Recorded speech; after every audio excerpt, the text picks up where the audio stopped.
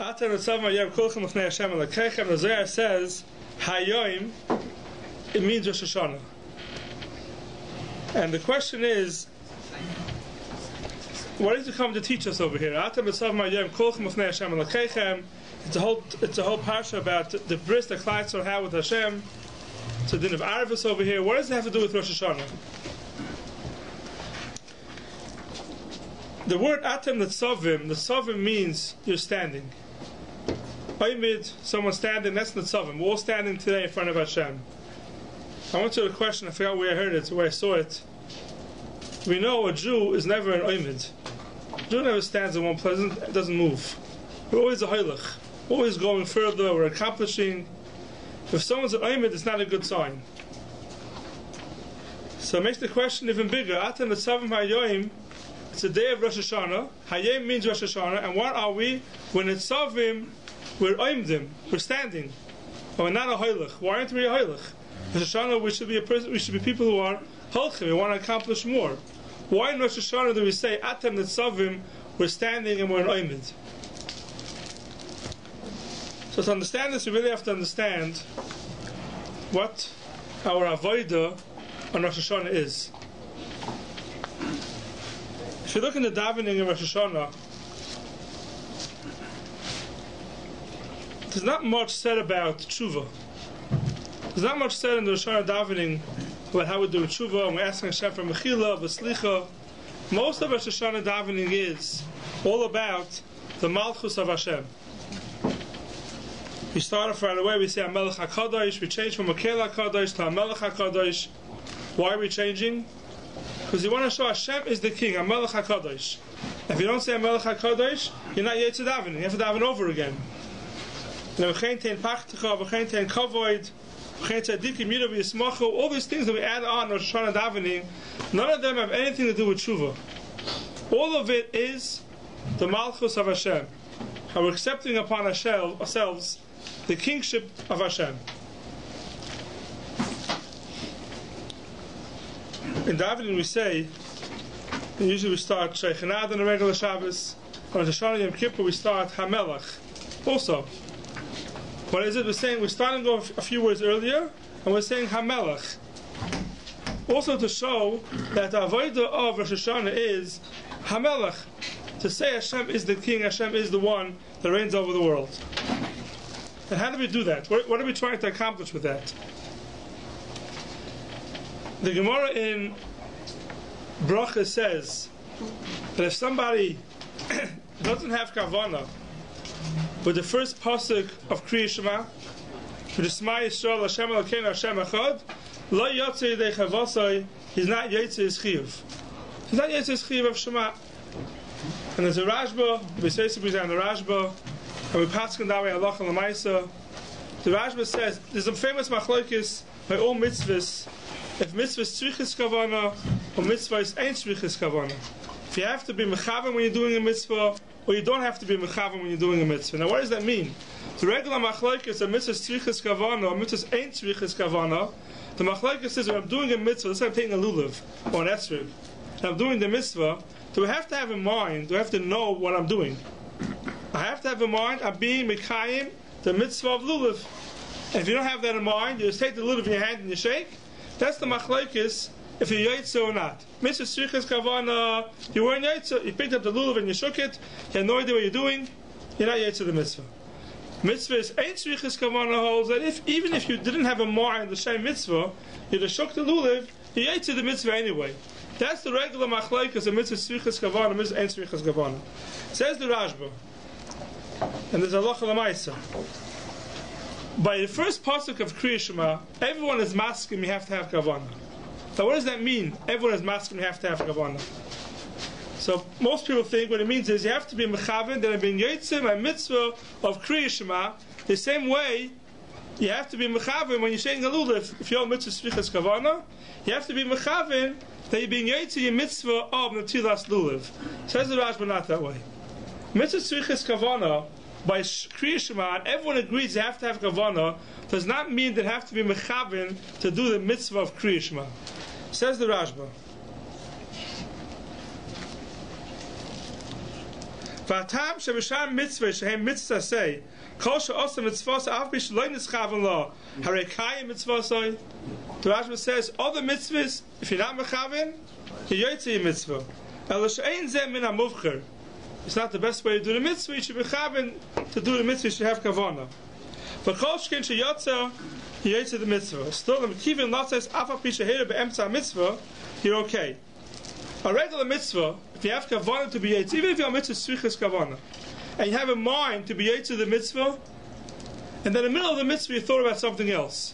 You take a lulav, you say before you're shaking the lulav, I have a mind to be yotze the mitzvah of lulav. Mitzvah srichas kavanah yotze. You said before you're doing the mitzvah, you're having a mind.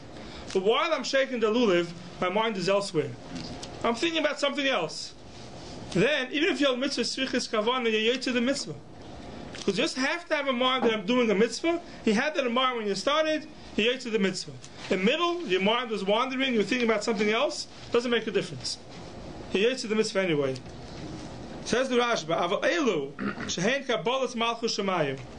The mitzvah of Shema, which is the mitzvah of Kabbalas Ol Malchus Shemayim, Vaysidu Shvachim, Einoi Bedin, Sheyehei Levovoi Poineh Ledvarim Acherim. It's not min adin that your lave should be thinking about something else. When it comes time to Kabbalas Ol Malchus Shemayim, says the Rashba, you can't just say, I'm doing the mitzvah, I'm mechaven to be yet to the mitzvah, Kriya Shema, and yet to the mitzvah. It's not enough.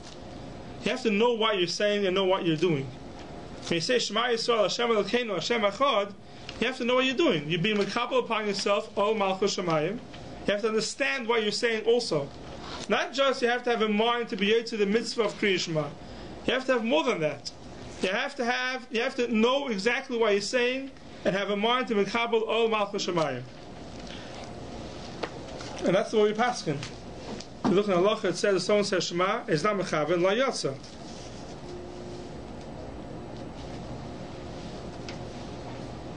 And the Mishnah Berurah says, very interesting, the Ava Pish Ein Mischaven Lotzes Bo Yedei Mitzvah says the opposite. Behold, you have to be mechaven to be yet to the mitzvah of Kriya Shema. Says the Mishnah Berurah, it doesn't mean that you have to have mitzvah strichas kavana. And if you weren't mechaven to be yet to the mitzvah, you're not yotze. Let's say a person doesn't know there's a mitzvah of Kriya Shema, and he says Shema. Ava Pish Ein Mischaven Lotzes B'zeh Yedei Mitzvah. Even though it wasn't mechaven to be yet to the mitzvah of Kriya Shema, al kaponim sorech kavonas halev b'chal pasuk rishon k'dei she'yikabel olav or malchus shemayim. You have to know what you're saying. You have to be mekabel upon yourself or malchus shemayim. So when we say that everyone is maskema is Kriya Shema, the mitzvah strichis kavana doesn't just mean that you have to be mechaven that yet to the mitzvah. It's more than that. You have to know what you're doing. You be mekabel upon yourself or malchus shemayim. Therefore, the halacha is by Shema. It says if someone's walking and he wants to Kriya Shema, he's not allowed to walk. You have to stop. You have to stop. Be mekabel upon yourself on Malchus Shemayim, say Shema, and then you continue walking. What do you have to stop for? Says the Beis Yosef, because while somebody is walking, it's impossible to be mekabel upon himself on Malchus Shemayim. You're thinking about something else. Obviously, when you're walking, you're thinking about where you're going. Make sure nothing's in the way. So to be mekabel Ol Malchus Shemayim, you must stop. Because if you don't stop, it's impossible to have kavanah the whole time to be mechaven, mekabel Ol Malchus Shemayim. So someone says Shema, before he's saying Shema, he's saying, I'm having a mind to be yet to the mitzvah, and then his mind wanders. He's not yet to the chiyuv. You have to be mekabel Ol Malchus Shemayim throughout the whole first passage. You have to know exactly what you're saying. So is it better to say it in your first language if you don't know Hebrew? Yeah, you can say it in different language. It's a better. Yeah, Yetzer B'chol Lashon. Shema Yetzer B'chol Lashon. Everyone knows what Shema Yisrael Hashem Elokeinu Hashem Echad means. But if someone doesn't know what it means, yeah, you can say it in his own language. Maybe in your circles. Huh? I would say everyone. Okay. So, and that's what halacha is. You have to stop when you say Shema. You have to stop. Shema Yisrael Hashem Elokeinu Hashem Echad. You can't be walking. You have to stop, because if you're not going to stop, it's impossible to have a mind throughout the whole Shema, Kabbalas Ol Malchus Shemayim. Now, Rosh HaShana is also a time of Kabbalas Ol Malchus Shemayim. Rosh HaShana is a time of Malchus. We have to accept upon Hashem that Hashem is king, like we see in the davening. That is what Rosh HaShana is. Says the Zohar, Atem nitzavim hayoim kulchem b'fnei Hashem Elokeichem. Atem nitzavim. You're standing, you're an oimid. A Jew is always a hoylach. So why now do we say nitzavim, you're standing in front of Hashem? Hayoim. It means it's going on Rosh HaShana. When it's going on Rosh HaShana, which is Oil Malchus Shemayim, and we're accepting upon ourselves the Malchus of Hashem, nitzavim. You have to stop. You can't be in hoylach. Because if you're going to be a hoylach and you're going to be walking, you're not going to stop. You're not going to be able to mekabel Malchus Shemayim. That's what it means. Atem nitzavim hayoim. That's what the Zohar is teaching us over here. Atem nitzavim hayoim means Rosh HaShana. Not the rest of the Pasha, the Avachah, Bris, and everything. The word nitzavim hayoim means Rosh HaShana. You have to stop and be mekabel Malchus Shemayim. Now, what does that mean? You're not walking over Rosh HaShana. You're walking and talking. What does it mean? Atem nitzavim hayoim. Practically, what does it mean? Atem nitzavim hayoim. Rosh HaShana, you're stopping. We're not being in hoylach. We're in oimid. So the pshat is that unfortunately in today's world it's very easy to explain this. And everyone's so busy with so many different things, and we're so caught up with technology, and we're so busy. We're chasing our tail every day just to keep up with everything. To tell somebody to come time to Rosh HaShana, Atem nitzavim. Let's stop a second. Let's leave everything away for 2 days. Push everything away. And we mekabel upon ourselves al Malchus Shemayim. And what does it mean, Kabbalah al Malchus Shemayim? Practically, what does it mean? Mekabel, we know, everybody knows that Hashem runs the world. There's no question about it. Everybody knows that. I mean, every Jew knows that Hashem runs the world. What's our issue? Our issue is that believing it, we believe it. The question is, do we practice it? Do we live it? Do we live it?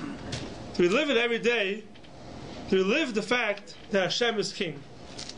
And I want to say a joke, but it brings the message home. There was once this person who had to marry off his child, and he went to the Arizal Shul. It's like 15 steps going up to Aron Kodesh, and he opens up the Aron Kodesh and he's crying to Hashem. Hashem should help him out. He should give him money to be able to marry off his child. He finishes, he closed the Aron Kodesh, and as covered for the Aron Kodesh, he starts walking down backwards the steps. After the second step, he trips, and he falls, and he breaks his bones on the way down.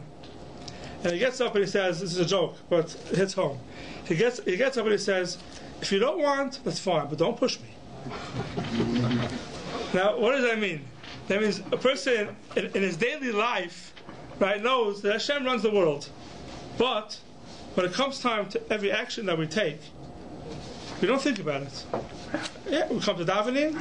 Yeah, ask Hashem to help us out to do this, and a lot of us think during davening today is going to be a better day, and we'll do better things. By the time we leave shul, we forget about everything basically, and we're back to our regular routine. That's the way it goes, unfortunately. That is what Rosh HaShana is about.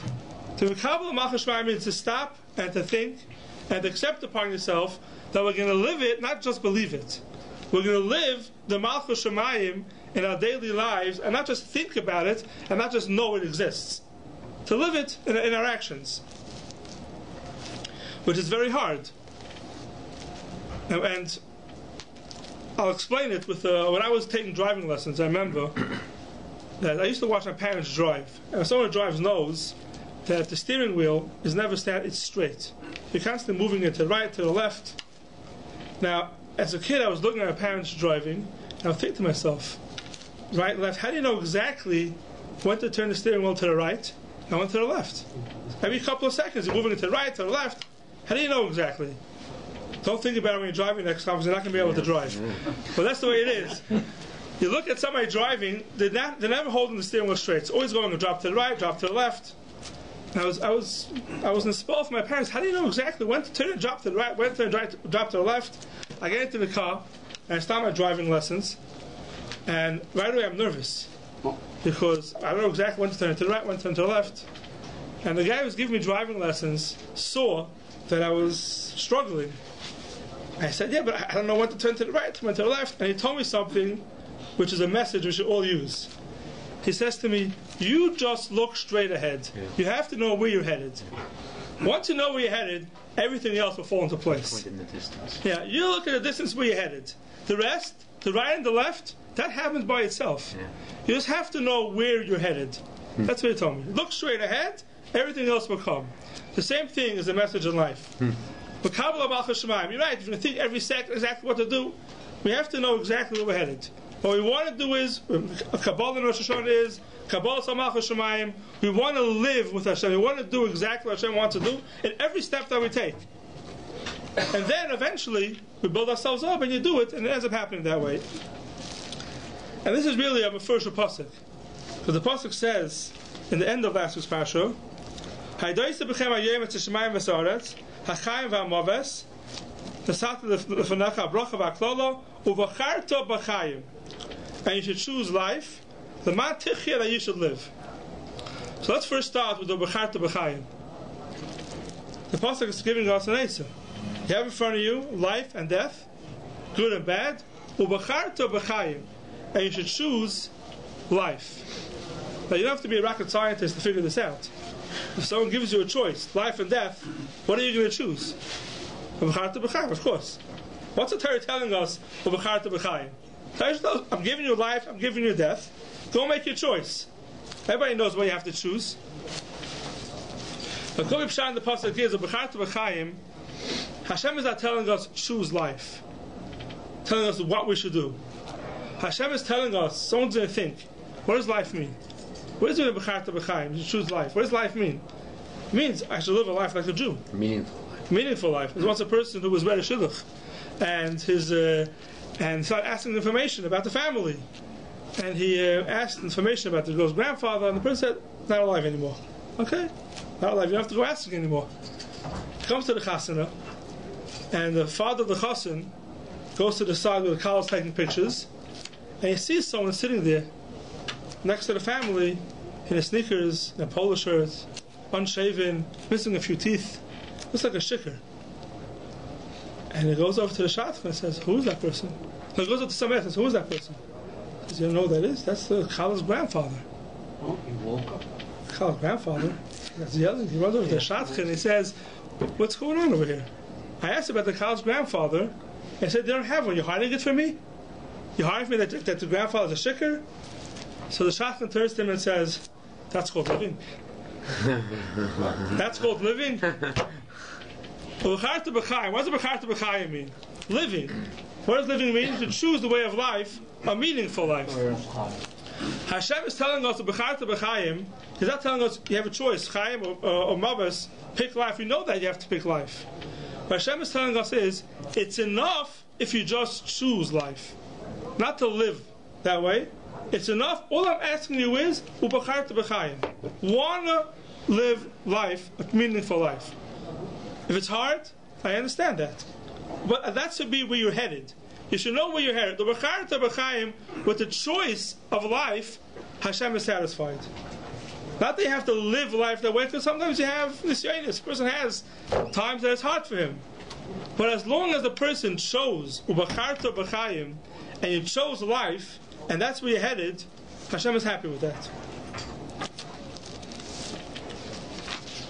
I had a very good word yesterday from Avram Shor. It says in the pasuk, "Umal Hashem lekechas levavcha v'levav zeracha l'man chayecha." It says in the end of the pasuk that you should live.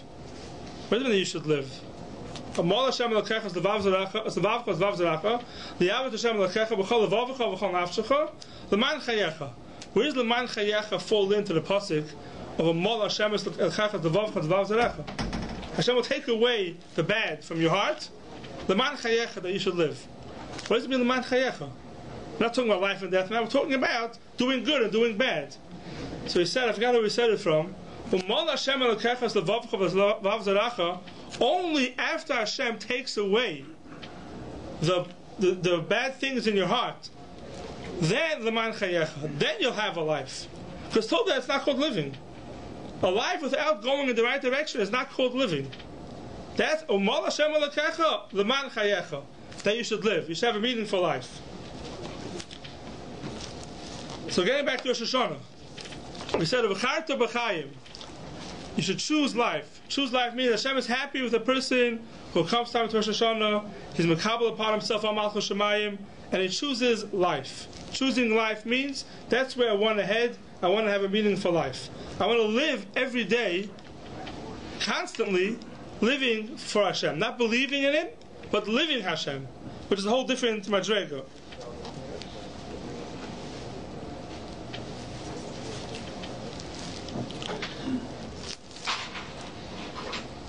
There's a famous question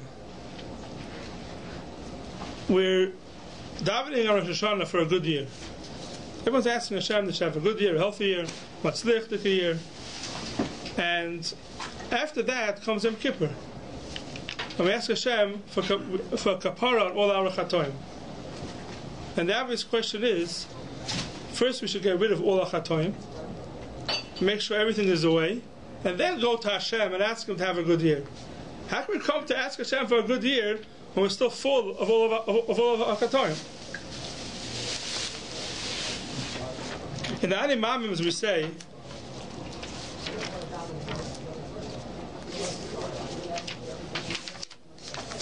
the third to the last one, the second to the last one, I think they are.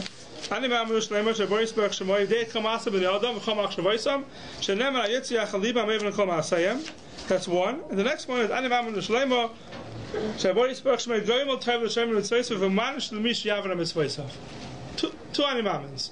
One is Hashem is Yedei Kol Maasa Ben Yadam V'Chom Achshavosam. Hashem knows everything a person does and all his machshavos.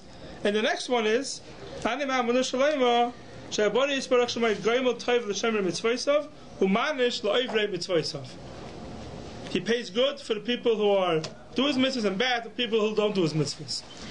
Now the question is, the next Ani Mamim, that one, Yud Aleph, how is it possible for Hashem to pay us back for what we did if He doesn't know what we do?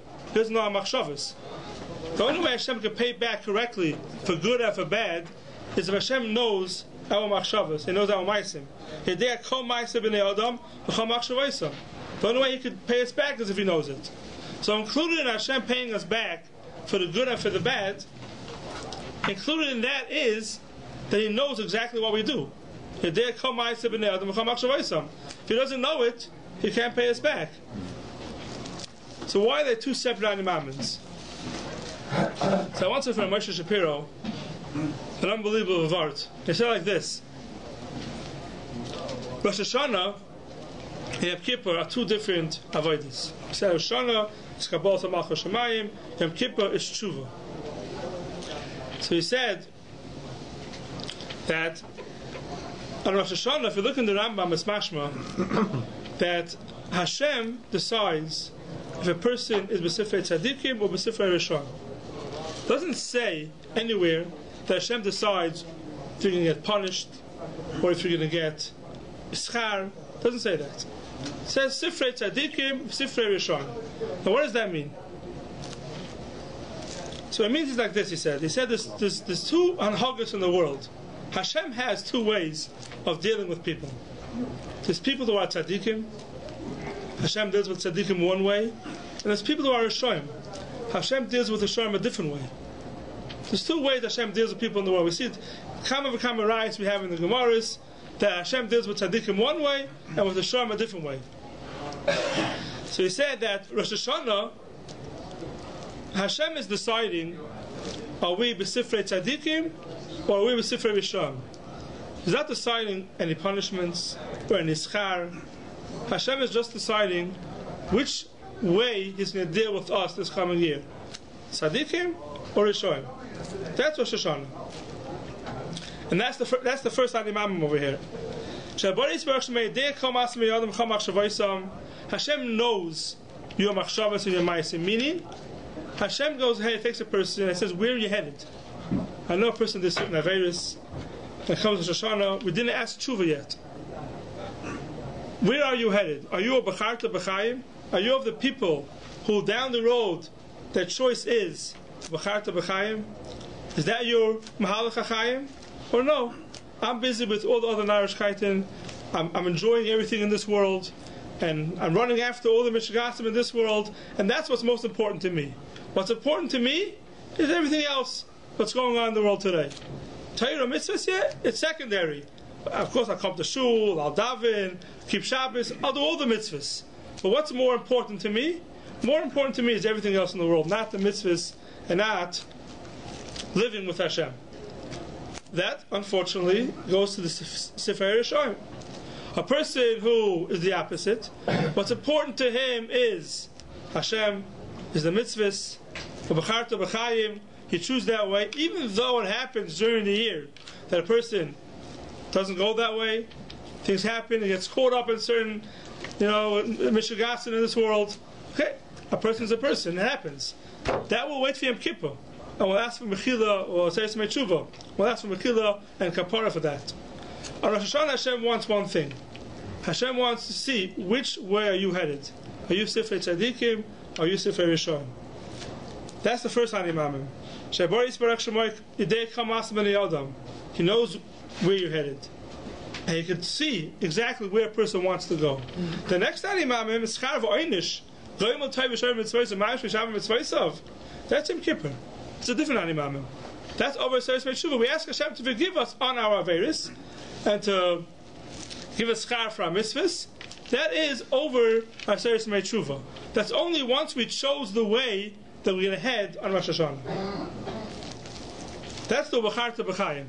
And that's why in Rosh HaShana davening, we don't ask for Mechila, for Slicha. We're just showing the whole davening how Hashem runs the world, and we believe in Hashem. Everything is just being Mekabel al Malchut Shemayim.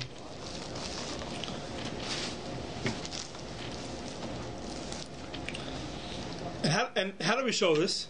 How do we show that we're Mekabel al Malchut Shemayim, the Kabbalah? The halacha is in Shulchan Aruch says, the Mechaber brings down, that in Aseret Yisrael Tshuva, you should be makbid not to eat pas palter. That was the meaning in those days. People used to eat pas palter. They used to eat bread that was baked by a goyish baker. Pas aker you're not allowed to eat, but pas palter by a goyish baker, you don't know who the baker is, then you're allowed to eat it. And in Aseret Yisrael Tshuva, they were mekabel upon themselves not to eat pas palter. That's what's brought down in the Mechaber. From there became the shtalshel that not just that, other chumras people take upon themselves in Aseret Yisrael Tshuva.